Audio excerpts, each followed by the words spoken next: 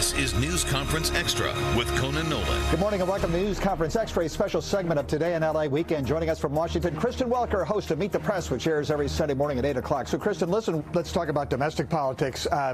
Donald Trump issues a statement, his own video, about abortion. It should be up to the states. He's not supporting a national ban. He doesn't talk about that at all.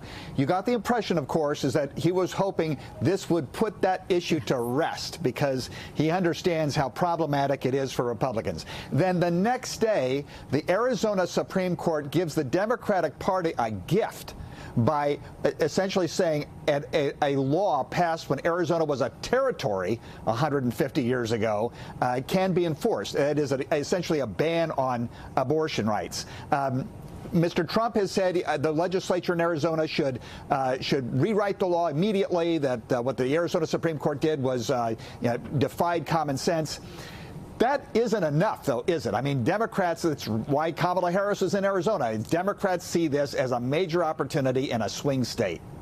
Oh, Conan, they absolutely do. And Vice President Kamala Harris is already using former President Trump's words against him, saying don't believe him when he says he's not going to sign a national ban. She's calling him the architect of these types of policies, which she says are so harmful to women's health, to reproductive rights. So Democrats are taking this fight to Republicans. And I have to tell you, a number of Republicans have expressed frustration with the messaging coming from the presumptive GOP nominee because he has not been clear in terms of what specifically he would and would not support and what the broader message is from the Republican Party. I've talked to a lot of Republican strategists who say that, look, what Republicans need to do is to get a unified message on this very complicated issue for Republicans. So that is where the battle lines are being drawn. And again, right now, Arizona is ground zero for this fight, Conan, but there are 10 different states all across the country that are poised to have ballot measures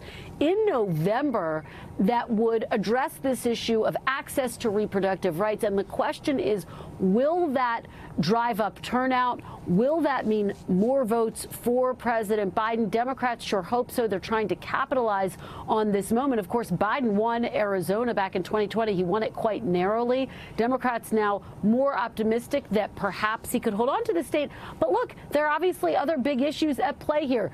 Immigration, the economy, issues which voters say are more important than the issue of abortion. But boy, we have seen in some of these special elections in recent years that abortion is a motivating factor. So there is no doubt it will play a role in 2024. The question is, how significant will that role be?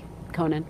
Right, and it helps with younger voters, which polls indicate the president hasn't been doing well with. I know that there was this effort at forgiving student loans, but there's some question as to whether that translates to more younger voters. Abortion rights actually could be the key to that demographic. It's a really smart point. And look, you're right. President Biden came out this week. He announced another $7.4 billion in student loan forgiveness. That adds to more than $150 billion he's already announced. There are already legal challenges to that. A number of people, including a number of Republicans, saying, look, it's not fair to just blanket forgive some of these student loans. Who's going to pay for it? Will taxpayers ultimately bear the burden? But this issue of abortion rights, Conan, to your point, is something that resonates with younger voters, with women voters, with suburban voters, with independents. And so that's what Democrats are banking on. When you look at these polls, which you and I have been talking about now for quite some time, which show Biden trailing Trump nationally and in a lot of these key battleground states, Democrats say this is the issue where they could potentially make up the difference. But they've got to be out there. They've got to get voters energized. That's what you're seeing the vice president do, quite frankly, in Arizona. I think it is a playbook you can expect to see them run right through November. Conan? Who's on the program?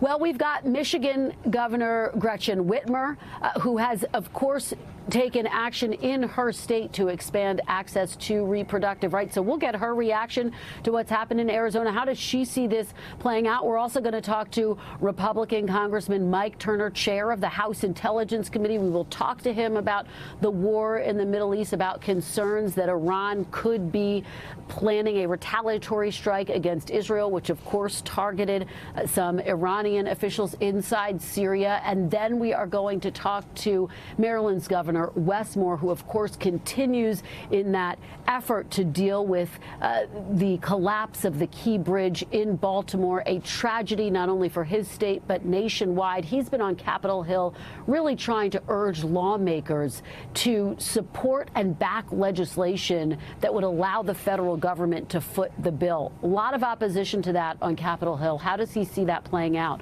We'll get into all of it this Sunday, Conan. If it's Sunday, it's Meet the Press. Kristen Welker, thanks for taking the time. Thank you. On NBC4's news conference at 9 o'clock on Sunday, we will be talking with the two members of the California legislature on the series of bills designed to target retail theft. Is it too late? And is it also because there may be a ballot measure on that regard as well?